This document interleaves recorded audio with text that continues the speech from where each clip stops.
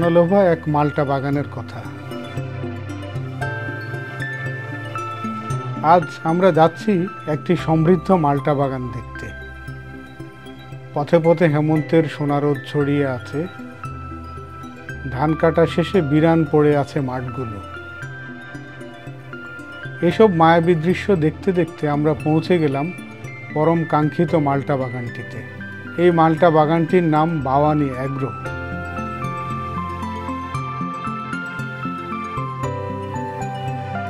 গাজীপুর জেলার শ্রীপুরের সাতখামাইর এলাকার ডালে শহর গ্রামে বাগানটির অবস্থান। 7 বিঘা আয়তনের এই মাল্টা বাগানে এসে রীতিমতো মুগ্ধ হয়েছে।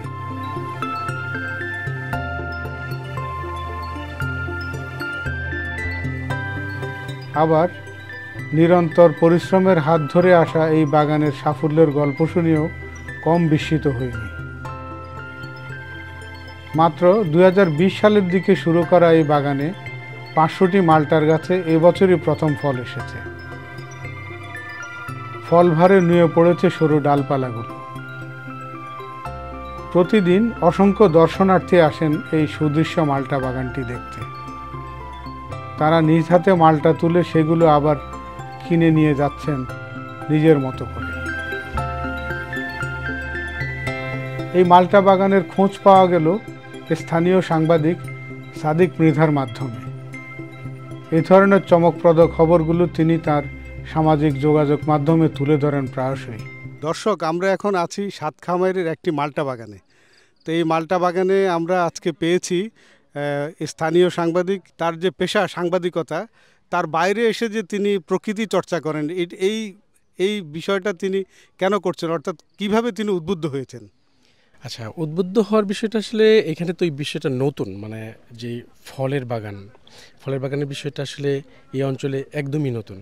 তো এটাকে যদি আরও ছড়িয়ে দেওয়া যায়, মূলত এখানে একটা বাগান ছিল, আপনি জানেন যে কমলা বাগান, যেটা খুব পরিচিতি পেয়েছে।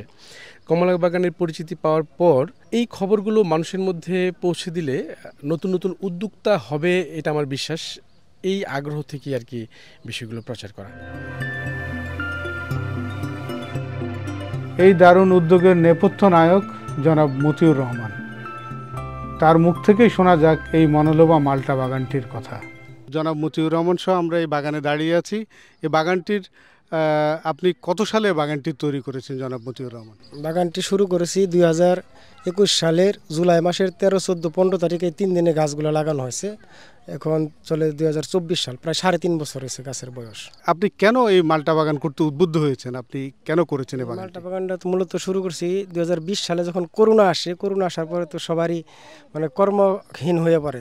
তখন থেকে চিন্তা ভাবনা ছিল আমার যে নিজে আসলে কিছু করা যায় কিনা। তারপর গাছ সংগ্রহ করার পরে লাগানো হয়েছে। তো এখন তো দেখতেই পারছেন আপনারা যে কী অবস্থা বর্তমানে।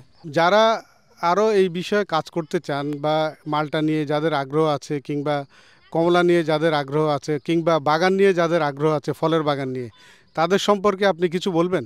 তাদেরকে অবশ্যই বলবো যে যদি মানে কোনো দিকেই কিছু করার উপায় না থাকে, তো সেটা সব কিছু বেইমানি করলে, একটা কথা আছে, গাছ কখনো বেইমানি করে না। যদি আপনি সঠিক পরিচর্যা করতে পারেন তাহলে গাছ অবশ্যই ফল দিবে। তো বাগান করতে পারেন, সরাসরি বাগানে কিংবা প্রজেক্টে পর্যবেক্ষণ করার পরে, গবেষণার পরে তারপর শুরু করবেন। এখানে আমরা এসে দেখেছি প্রায় প্রতিটি গাছই ফল ভারে একেবারে আনত হয়ে আছে, অর্থাৎ ডালপালাগুলো ঝুলে আছে। তা আপনি পরিচর্যার ক্ষেত্রে কি কোনো বিশেষ ব্যবস্থা নিয়েছিলেন? গাছ প্রতি আমার 1 কেজি করে সরিষার খোল দেওয়া আছে, মানে জৈবভাবেই সরিষার খোল দেওয়া আছে। এটা হচ্ছে আমার মেন পরিচর্যার মানে চাবিকাঠি। তারপরে হালকা পাতলা কিছু অন্য কিছু দেওয়া হয়েছে, গোবর সার দেওয়া হয়েছে, কিন্তু সরিষার খোলটা হচ্ছে মেন। আমরা একটু টেস্ট করি যে এটা কেমন স্বাদে কেমন হয়। আমরা একটা ছিঁড়তে পারি, ছিঁড়ে আমরা খেয়ে দেখতে পারি।